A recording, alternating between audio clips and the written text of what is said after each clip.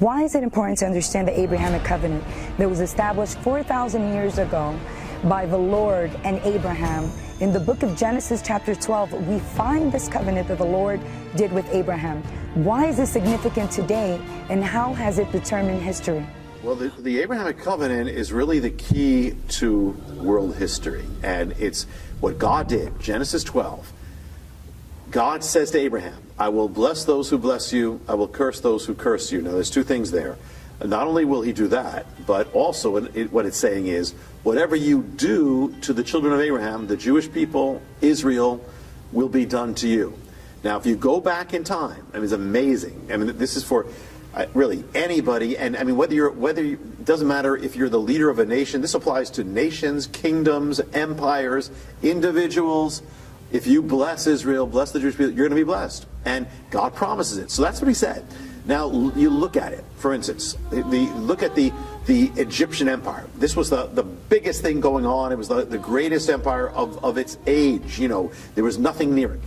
And yet at one point, they basically came against the Jewish people, the Exodus. They tried to destroy them. As soon as they did that, they believe it's Pharaoh Merneptah. As soon as they did that, and that in his very reign, right after that, the entire Egyptian empire crumbles to the ground. It never recovers. I mean, it's been always like a shadow of what it was. Starts then. You have Assyria. Big. I mean, Syria was the biggest world empire at the time. Comes in, and it comes to the northern kingdom of Israel, destroys it. You know, they carry it away. They leave no trace. That's where you get the 10 lost tribes from. There. What happens to Assyria? It's totally destroyed. Where when Alexander the Great came by, he couldn't even find out where it was. It was so wiped out so utterly. Babylon did something a little different. They went to the Nebuchadnezzar, Babylonian kingdom. They come to Israel. They depopulate it. They take the Jewish people away from Jerusalem into exile. What happens to Babylon in the end? God depopulates the city. It becomes empty. It becomes a city of jackals and wolves, just like they did there. The Greek, or actually before that, Persia. Here's the difference. Persia, they end up blessing Israel. They let Israel go back to its land from the captivity, and they allow Israel to continue as a nation, although not as it was. What does God do to Persia? It's the only empire from there. He allows it to continue as an empire, as a kingdom, on and on, never as great as it was, but he did exactly what they did to Israel. Today it's Iran. That is Persia. But he allowed it to continue through all history as a smaller version of the empire it used to be. You have Greece. What the Greeks did is they tried to wipe out the Jewish faith. They tried to replace the biblical faith with Greek faith, Zeus and all that. So what did God do? He replaced the Greek faith with the biblical faith. The Greeks ended up converting to Christianity and accepted the God of Israel, and the Greek gods were gone. And actually, he used the Greek language and the Greek culture to spread the gospel. Rome took Israel and they shattered it. They spread the Jewish people all across the world, shattered it. What did God do with Rome? Rome fell, and the pieces of Rome have been scattered all over the world. If you speak Spanish, or you're speaking a piece of the Roman Empire. All the Latin, everything Latin is a piece, broken Roman Empire. But you can go down through history. I mean, and I'll just give you a few quick more, because it's like every single empire. It's amazing. This thing is so. But I'll just give you a few. Here's one: the Spanish Empire. Great, gigantic, mighty empire. It was the greatest empire in the world, spread across the world. All that. But they ended up, they expelled the Jewish people, and they launched the Inquisitions against the Jewish people, and so the Jewish people went into hiding. Some of them stayed there, but they were in hiding. The rest fled. Soon after that, what happens to the great Spanish Empire? It collapses and becomes a shadow of what it was, the greatest empire. But you look at now it's looking at that thing, but at the same time you can look at the other side. The British Empire blessed the Jewish people. What happened? It spread all over to the ends of the earth. And they even gave the Jewish people the land of Israel at the beginning. But then they turned, in the 1920s, 30s, they turned against the Jewish people going to Israel. You know what happened? God, right after World War II, the empire was gone like that, the great British Empire. Where did that leave? Once they were gone, it left Russia and it left America. Russia had Jewish people. Russia actually defeated Germany, so they helped the Jewish people by defeating Hitler, but they persecuted the Jewish people in their midst. So Russia became a great power militarily, but it became a poor nation domestically. Exactly. America blessed Israel and the Jewish people in every way. They're the one, America received the Jewish people in, and they also fought against Hitler, and they became an ally of Israel. So what did God do? America, right at that same time, became the most powerful nation on earth. As the British Empire fell, America became the superpower to rise. So it's amazing. So all the way, I mean, I just gave you a little nutshell of 4,000 years of history, but it's amazing from the days of the pharaohs all the way to the United States of America. This rule is you can judge history by it. It may take a little while, but it's going to happen. Whatever you do to the Jewish people shall be done to you. And what have been the ramifications? Well, the ramifications is you can look at the world right now, and you can judge the world by where it is. You know, as far as that. Let me just throw it just quickly. China was always against Israel, but in the 1980s they opened up relations with Israel. You know what happened in the 1980s with China? That's when it suddenly started rising. You know, as this incredible power. But it's not just so. It to this right now. If America turns away from Israel. The Bible mentions the end days. It mentions the rise of the Antichrist, also the Battle of Armageddon, and many other things like the rapture. Why is it important to understand this now? First time clock of the end times is the reappearance of Israel. Still hanging on the future of this little tiny capital. Why? Because that's where Jesus is coming back to. So that's one sign I gave you. But then there's other signs. You know, that it says the knowledge of man shall increase. How is Jerusalem the center of Bible prophecy? Jerusalem is the center of everything. Everything begins in Jerusalem. Everything ends in Jerusalem. Our faith, our that's why this looks like Jerusalem. Our faith began in Jerusalem. Jesus died in Jerusalem. Jesus rose in Jerusalem. The Holy Spirit came upon them in Jerusalem. Book of Acts, Jerusalem to the ends of the earth. But not it's got to. So you want to understand in a nutshell. This age begins in Jerusalem, goes to the ends of the earth, but the end, it's from the ends of the earth back to Jerusalem. The age cannot end until everything comes back to Jerusalem. We said the Jewish people, Messiah he says his feet shall stand on the Mount of Olives. He's going to come there. The Bible says Messiah will come there, and there's only one who's ever left from the Mount of Olives. There's only one who's coming back. But that's what the Jewish Messiah has got to be back there. Then he will reign from Jerusalem. The only place that Jesus is going to reign from is Jerusalem. That's his throne. That Temple Mount. That's where the world fights over that Temple Mount thing. You know, so that's why you do anything there, and the United Nations ends up voting on it because it's so crucial. You know, but why? I mean, if you go to Jerusalem for 2,000 years, a lot of people didn't care about Jerusalem. But as soon as the Jewish people started coming back, the whole world is up in arms because the Bible says there's an enemy, and the enemy knows what is a spiritual thing, knows what's coming. And therefore, he'll do everything he can to stop it. That's why there's such an uproar over the Jewish people in Jerusalem, because he knows that when the Jewish people come back to Jerusalem, there's somebody else who's coming back to Jerusalem. How long will it take to build the third temple with all the technological advancements that we have now? Yeah, well, there's different theories about that. I mean, the temple in the time of Jesus took like 40-something years. However, we're able, nothing's impossible. People can build a construction site in a very short time as well. We know it has to be there in what's called the tribulation period. Tribulation period is where the Bible speaks about the last 7 years before the return of Messiah. And in the middle of that, it's actually the missing 7 years from Daniel 9. He gives this countdown to Messiah, and there's one missing period at 7 years. That's the tribulation. When you read the book of Revelation, that's what you're reading about. And particularly the 3.5 years, the middle of that, that's the final period. That's when the Antichrist is fully revealed. That happens at the end. But the temple, that's correct, has to be built for all this to happen. Before the Antichrist. Yeah, for him to come, because what the Bible, it's called the tribulation temple, and the Bible speaks about this is the one that's going to be desecrated, by the Antichrist. Do you think the Antichrist is alive today? Well, it all depends what we think about how soon the coming of the Lord is. If the Lord is coming within a certain time, the Antichrist will have to be an adult by the time that he comes. So therefore, if we believe that the coming, and we're not setting dates on that we can do, but if we believe the coming is within 20 years or 30 years, you would think he would be alive today. Do you think the rapture is going to take place before the tribulation? Will believers be in the tribulation? Christ. Some believe that the Antichrist will be from Europe, from an Arab nation, or even Jewish. Where do you think the Antichrist will come from? What does the Bible say? Okay, one, and I'm not saying this because I am Jewish, but I don't believe the idea of the Antichrist being Jewish makes sense, because the Antichrist is going to make a covenant with the Jewish people. If he is the leader, if he's a leader and Jewish, he would be a leader of the Jewish people. He's one who makes a covenant with them, and he's one who ends up coming against them to destroy them. He tries to destroy them in the end. And the symbol, he's called in the Bible, he's called the beast, or the horn of the. And now in the Bible, when you see imagery like that, that always represents one of the world powers, one of the Gentile kingdoms of the world, like Babylon, Persia, Greece, and Rome.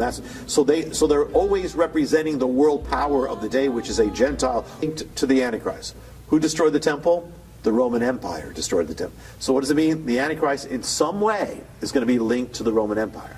Now many have said that, well, what is the Roman Empire today? Well, the remnant of the Roman Empire, it's a few things. One is, but the main remnant right now is Europe. That was Western Europe, and Europe is the candidate. Now we're not saying it has to be, but that they would come together and become a one confederacy, a power. Now you also have the Mediterranean and all that, but it's basically Europe has become the EU, the European Union. Now students of Bible prophecy were always saying it was going to happen, that Europe is going to unite.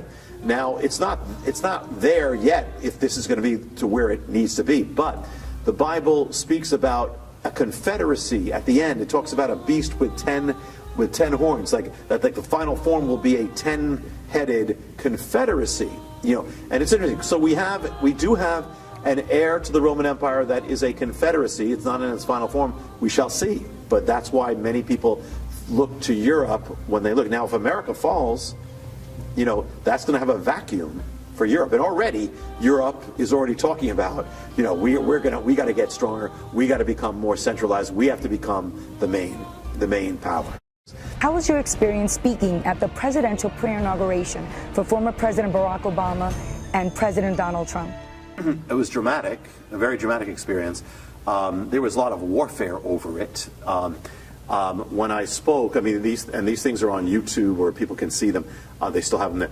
But I knew that, like with Obama, with that inauguration, that there was no born-again believer who was in that inauguration. Normally they have somebody who prays, but they didn't have any born-again believer, and there was one, but he got him out. And so I knew I had to speak. It was going to be kind of the only witness that way. So I had to go full blast, and I knew, I don't know if when I'm going to have a chance to do something like that again. It's like when I've been invited to go to speak at Congress on Capitol Hill to leaders and members of Congress. And same thing, I know that I have to speak out and not hold back because I don't know if I'm going to have that chance again. So I go full blast. So I did go full blast, and I spoke what I believe, we have to speak truth to power. We are called to be prophetic voices, to speak to kings. So I did, I went full blast, and I knew it was the Lord. It went viral after that. It went on the web. And then with the inauguration of Donald Trump, a little different because it was like Washington, D.C. was like a war zone. Literally there were barricades. We couldn't even get to the event. I came to the event late because we were barricaded, from 5 o'clock in the morning all the way past the start time. But then when I shared, I felt I had to speak to Barack Obama to the ending of those years, and to Donald Trump to the beginning of it. And it's interesting because it was prophetic, because what I spoke, one of the things I said there, I spoke about Jerusalem. Now this is before Donald Trump, that year is coming, it's before it's going to happen. This is January 2017. And I was led to speak about what happened with Jerusalem, because under Barack Obama, America condemned Israel through the United Nations over Jerusalem, saying it wasn't the capital. And I said, God is going to veto that. God is going to overturn that. God overturns it. He gives his word. And he did it that year through Donald Trump. doing what he did with Jerusalem. So it ended up being prophetic in many ways. You said the Abrahamic covenant ended the legacy of former President Barack Obama. How so? The Abrahamic covenant, we shared before, says that whatever you do to Israel shall be done to you. A year before the election in America, there was an election in Israel. It was for Benjamin Netanyahu, the prime minister, was running for re-election. Well, Barack Obama didn't want him to win. And so he intervened in the election. He supported a group that was working to overturn and defeat Benjamin Netanyahu from becoming prime minister. And so he sought to do that, but it didn't work. In the end, Netanyahu was reelected. But the Abrahamic covenant says, whatever you do to Israel shall be done to you. So what does that mean? You remember the election in America, it looked like Hillary Clinton was going to trounce Donald Trump. Every major poll said that was going to happen. And by the way, it's not about Donald Trump, and it's not about Hillary Clinton, it's about God. But it says that. So, but the Abraham covenant says whatever you do. So if you intervene in the election of Israel, God will bring an intervention into your election in your land. And so what happened is in America there was an intervention. That thing shouldn't have happened. I mean, it was crazy. It went against all the odds. It was called the biggest presidential upset in the history of America. That's number one. Number two, what Obama sought to overturn the legacy of Benjamin Netanyahu. So what happened to Obama? Now Donald Trump is overturning the legacy of Barack Obama. So whatever you do to Israel shall be done to you, even when it determines the election. And that, by the way, this is all something in the paradigm, I said that the paradigm, if you had known the paradigm, you could have written in your calendar book 9/11 years before it happened. You could have also written who was going to win that election, because it's all there. It's all there from an ancient paradigm. There was no question that it would be Donald Trump. In your book, The Paradigm, you make a connection with Jehu and President Donald Trump. And you also mention King Cyrus. Share with us. Yeah, in what the paradigm is, this is ancient blueprint, and this is the most recent book, but it's an ancient blueprint that gives the details of everything that's happening now. It even lists the leaders. In other words, behind every major leader right now, or that we've seen, there is an ancient leader that they're following the prototype of, and it even determines when they're going to come to power, how long they will have in power, exactly. I mean, it gives the exact time they're going to have. And up to Donald Trump. Now, in the paradigm, and to America, Donald Trump is following the ancient blueprint of the man called Jehu. Jehu was a man who rose up out of nowhere, wasn't a politician, was a wild guy, was unpredictable, was some people thought he was kind of crazy. Yet he rises up and he defeats the former first lady of the land, and he comes head to head with her, and he ends up defeating an ungodly agenda, and he ends up becoming, he's unlikely, and it wasn't that Jehu lived a godly life. He didn't, but he was used by God. That's the ultimate thing. And so he's used to undo the policies that went before him, and see the nation's in danger of destruction, of judgment, of falling away completely. And so what the significance of Jehu is, and Donald Trump, is that he opens a window happens. So there's a window of time where there's a window for God's people to still have religious freedom, still spread the gospel, still, all those things, to turn it back. So we have got a window of time right now where when the answer is not Donald Trump, the answer is not politics. The answer is God, and the answer is revival. But if we don't have revival now, then America is going to be lost. So that's the crucial time. And the paradigm, it goes into what the paradigm says about what is yet to come. But the take home right here is we must be praying for revival. We got to start living in revival, or that there is not hope. That's the only hope. But there's another side to Donald Trump. To America, he's Jehu. But to Israel, he's following the paradigm of Cyrus. Cyrus, remember, was the king who granted Israel to go back, Persia, to go back to the land. He specifically issued a proclamation that recognized Jerusalem as the capital of Israel. This is Cyrus. And interesting, so what did Donald Trump do? He issued a proclamation recognizing Jerusalem as the capital of Israel. But not only that, when did Cyrus do that? Cyrus did that after there was a 70-year period, crucial 70-year period in Israel's history. At the end of those 70 years, Cyrus issues this proclamation recognizing the capital. Well, Israel was born when? Well, it was voted by the UN in 1947 and then became a nation in 1948. 70 years later brings you to the year 2017. So, and then 2018, 2017. So yes, 70-year period. What happens at the end of it? Donald Trump, a world leader, issues a proclamation recognizing Jerusalem as the capital of Israel, exactly as in Cyrus. In fact, there's a coin that's been issued by the temple, some of the temple organizations in Israel, where it's commemorative, and in Israel they have a picture. It's a picture of Cyrus and Trump together. In fact, Cyrus issued this proclamation in the first year that he came to world power. So did Trump. Within 1 month, he did it. But there's so much. But so it's also for America, Cyrus is following Jehu for America. For Israel, he's following Cyrus. I know that many people, after watching this interview about the end times, some are going to be fearful. But what message do you have for those that are afraid? What hope is there for them? The ultimate message of everything, from the harbinger to the paradigm to everything and everything is hope. But here's the first thing. If you're not born again, if you don't know the Lord, this is telling you got to get in. You got to get right with God, because it's not just about prophecy. You got to get right. If it's telling you that you're living in prophetic times, the times of the coming of the Lord, it means you all the more want to be right. So if there's anything in your life that's not right, get in. If you're not born again, get in. It's not about being Catholic or Protestant or Jewish. It's in heaven there's not going to be different sections. It's going to be born again or not. Jesus said you must be born again or you cannot enter the kingdom of God. That's it. So it's either we got heaven or we have hell. God loves you so much he gave his life for you. So therefore, the most important thing anyone listening can do is get right with God. It's simple. You must be born again. Just come to open your life and follow him, and invite him in and put your faith in him. That's the first thing.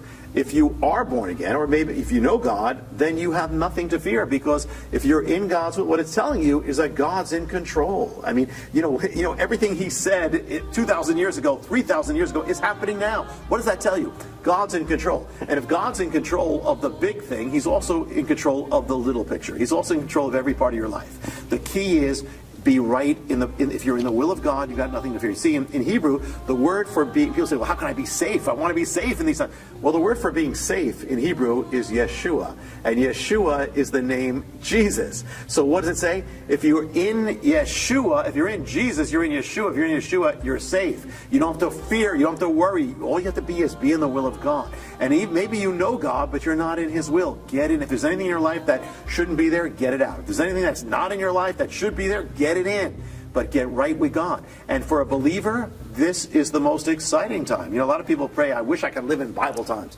Congratulations, you're living in Bible times. This is what the Bible spoke about. It speaks about the end all the time.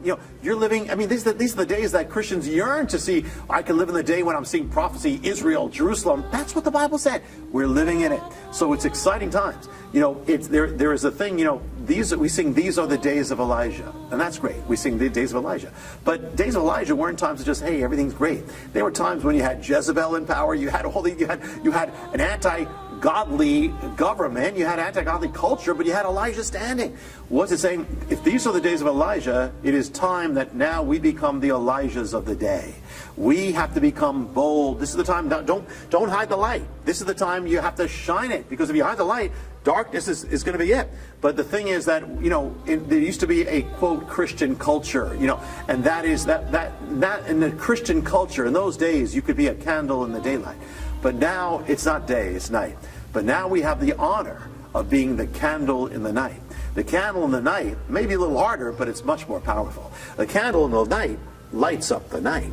So we are called to be the candles that light up the night. That's the same candle. That's the same witness that was there for the Apostle Paul. Same thing for Elijah. Same thing for Jeremiah. They all lived in cultures that were against the Bible, but they were blazing. And these are the times that we could blaze. It says the eyes of the Lord are searching the entire earth, looking for the one whose heart is completely his. He'll lift up that one. You be that one. You be that man. You be that woman. And God will lift you up. Because what this tells you, above all things, is God is real and still on the throne. And he has no intention of vacating that throne. So therefore, go all out for God. And as God has kept his word to Israel, he will keep his word to you. And as the gates of hell could not prevail against the church, they will not prevail against you. You just follow the Lord with all your heart, and God will lift you up, and he will empower you and anoint you, because he ordained that you would be born for such a time as this.